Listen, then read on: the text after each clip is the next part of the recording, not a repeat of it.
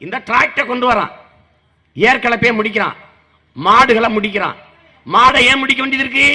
மாடு இருக்கிற வரை வேளாண் பெருங்குடி மகன் செயற்கை விவசாயத்துக்கு வர மாட்டான், ரசாயன உரத்தை வாங்க மாட்டான். இந்த மாடை வளர்ப்பான், அது சாணி போடும்.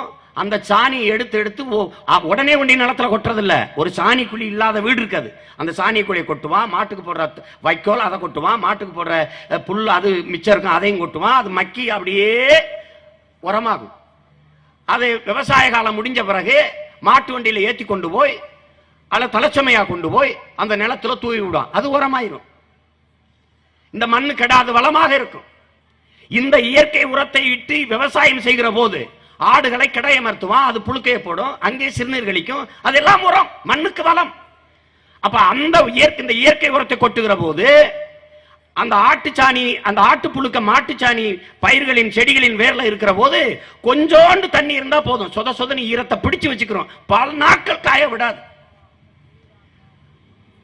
அப்ப என்ன செய்யறான்? இந்த முறையில் இருந்து இவனை மாத்தணும். இதை யார் சொல்றா? 1838 லார்டு மெக்காலே பிரிட்டிஷ் பாராளுமன்றத்தில் பேசுறான். என்ன பேசுறான்? இந்திய நாடு முழுமைக்கும் நான் குறுக்கு நெடுக்குமாக பயணம் செய்தேன், ஆனா அந்த நாட்டில் ஒரு பிச்சைக்காரனோ ஒரு திருடனோ கிடையாது. காரணம் என்ன? அவ்வளவு செல்வ வளங்களும் உயர் நியாய உணர்வுகளும் அந்த நாட்டில் இருக்குங்கிறான். அப்ப எப்படி அவனை அடிமைப்படுத்துவ? முதல்ல அவன் கல்வி முறையை மாற்று, அவன் பாரம்பரிய வேளாண்மை முறையை மாற்றுங்கிறான். அப்புறம் இன்னொன்னு செய்யணும். அவனுக்கு என்ன செய்யணும்? அவனிடத்தில் இருப்பதை விட பிறரிடத்தில் இருப்பது உயர்ந்தது என்ற எண்ணத்தை விதைக்கணும். குறிப்பாக வெளிநாடுகளில் இருந்து வருவது சிறந்தது என்ற எண்ணத்தை விதைக்கணும். இதை விதைத்தால் தான் நீ அவனை அடிமைப்படுத்த முடியும். செஞ்சிட்டான்.